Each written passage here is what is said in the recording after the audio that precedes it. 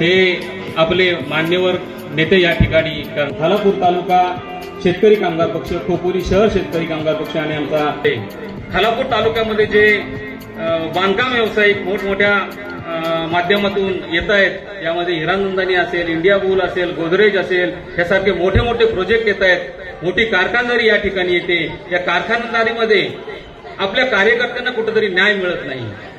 कारण नेत्यांच्या माध्यमातून काही छोटी मोठी कामं असतील ती मिळवण्याचं जे काम आहे ते करतात, ते प्रयत्न करतात आणि त्यामध्ये ते यशस्वी होत आहेत. परंतु आपल्या या कार्यकर्त्यांसाठी, आपल्या या युवक वर्गासाठी, आपल्या महिला भगिनींसाठी अशा प्रकारची कुठली योजना आपण ठामपणे राबवली पाहिजे अशी तालुका चिटणीस म्हणून माझी प्रामाणिकपणे उपस्थित व्यासपीठ आणि शेतकरी कामगार पक्षाचे सर्व आमचे नेते भाई जयंत पाटील, भाई उभी ह्याच्यासाठी एवढ्यासाठीच राहिली आहे की तुम्ही महिलांची विलक्षण संख्या इथे बघताय आणि सुप्रियाताई असतील, आमच्या स्वर्गीय मीनाक्षीताई पाटील असतील, आता आमच्या मानसीताई आहेत.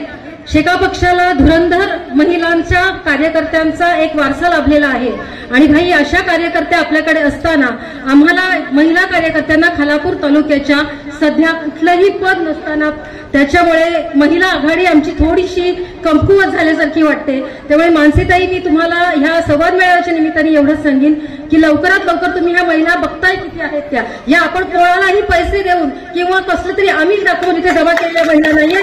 माझ्या महिलांनी परत एकदा आवाज द्या. विजय असो. मानसीताई, तुम्हाला एवढंच सांगेन ह्या निमित्ताने की लवकरात लवकर खालापूर तालुक्यातली जी महिला आघाडीची पदं आहेत ती महिला आघाडी आमची चांगल्या प्रकारे, महिला आघाडी अस्तित्वात नसताना पण आमच्या महिला खूप चांगल्या प्रकारे काम करतात. तर लवकरात लवकर ही आघाडी अस्तित्वात यावी, जी पदं आहेत ती त्या महिलांना देण्यात यावीत, जेणेकरून आम्ही सगळ्या महिला एका नव्या उत्साहाने आणि हुरूपाने काम करू. कारण आपल्या सगळ्याच महिला 80% महिला माझ्या सुशिक्षित आहेत आणि ज्या ह्या आदिवासी महिला बसलेल्या आहेत ह्याच्यातली आमची माझी नगराध्यक्ष आमची इथे गुलाबताई बसलेली आहे. मानसीताई, मला सांगायला प्रचंड आनंद होतो की प्रत्येक आदिवासी महिलेचा कुठलाही प्रश्न असू दे, तहसीलदार प्रांतांपर्यंत ती बाई जाते आणि त्या महिलांचे प्रश्न सोडवते. अशा महिला आपल्या आघाडीत काम करतात. त्याच्यामुळे मी एवढंच सांगेन, कारण आपल्या महिला फक्त शोबाजी आणि शायनिंग मारणाऱ्या महिला आपल्या पक्षात नाहीयेत, खऱ्या अर्थाने तळागाळात काम करणाऱ्या माझ्या महिला आहेत. त्याच्यामुळे मी फक्त सोशल मीडियावर स्वतःचे फोटो टाकून स्वतःची कामं दाखवणाऱ्या माझ्या महिला नाही, तळागाळात जाऊन काम करणारी माझी महिला आहे. आणि म्हणून ताई तुम्हाला विनंती करते की लवकरात लवकर महिला आघाडी स्थापन करा. महिना 2 महिन्यांपासून भाईंकडे मांडते आणि तुझ्यापेक्षा जास्त पद्धतीनं आणि आक्रमकपणे भाईंकडे मागण्या करते की आम्हा महिलांना आपण केवळ पक्ष संघटनांमध्ये नाही तर सगळ्या स्थानिक स्वराज्य संस्थांमध्ये आणि इतर संस्थांमध्ये आम्हाला किती पाहिजे. संतोष भाऊ 50%ची मागणी केलेली आहे. तेव्हा कधी भाईंनी आज कर्जतला, मी चुकत नसेल नाही, पनवेलला 10% आपली मागणी मान्य केलेली आहे. आणि मला असं वाटतं की हा दौरा संपताना भाई आपल्याला 50%चं आश्वासन देतील.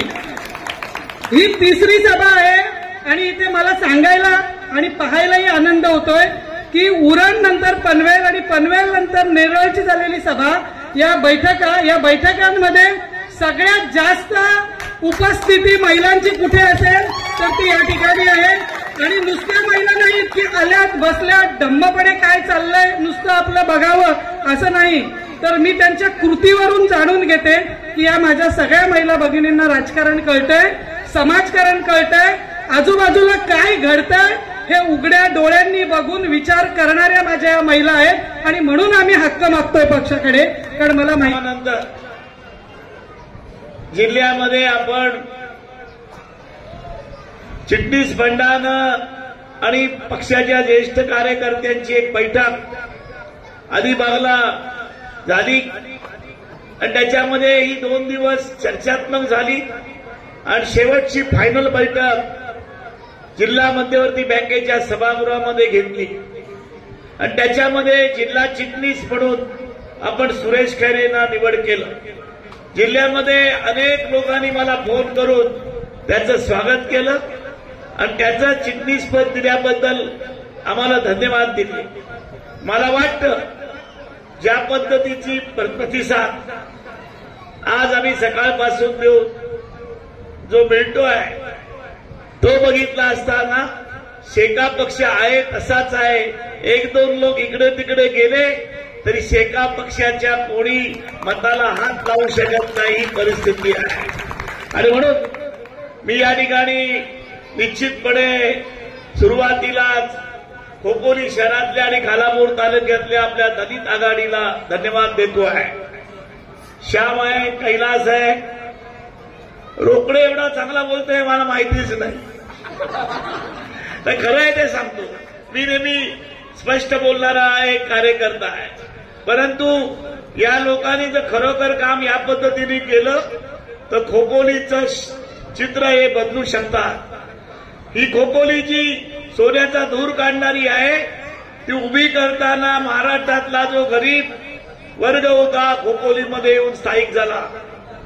त्याच्यामध्ये दलित लोक मोठ्या प्रमाणात या शहरामध्ये आले आणि त्यांनी ही खोपोली उभी केली. ही फॅक्टऱ्या वगैरे उभी करताना ते बऱ्याच वर्ष राहिले आणि या ठिकाणी त्यांच्या वसाहती वेगवेगळ्या झाल्या.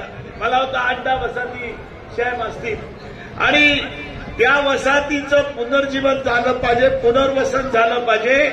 आणि पंतप्रधान आवास योजनेमध्ये या ठिकाणी किंवा SRA मध्ये आपण या झोपड्या घेण्याचा माझा मनोदय होता.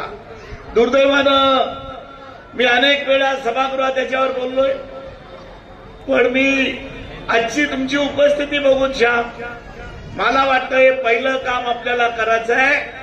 या ठिकाणच्या जो गरीब माणूस आहे, जो कष्टकरी माणूस आहे त्यांना तुम्ही संघटित करा, त्यांचे प्रश्न सोडवा. खोपोली नगरपालिका आपण ताब्यात घेऊ शकतो एवढी ताकद तुमच्याकडे आहे. आमदार म्हणून खोपोली खालापूरचा आपण चेहरा मोहराच बदलून टाकला. ज्या विविध रस्ता रुंदीकरण, विविध या ठिकाणी असलेली मंदिरं, मठ देवस्थानचा जीर्णोद्धारामध्ये आपण केलेल्या आसपासचं सुशोभीकरण करण्यामध्ये आपण केलेली कामगिरी ही मोठी आहे. पण त्यामुळे मला वाटतं खोपोली जर आपण व्यवस्थित बांधली आणि व्यवस्थितरित्या केली तर खोपोलीचं चित्र आपण बदलून टाकू.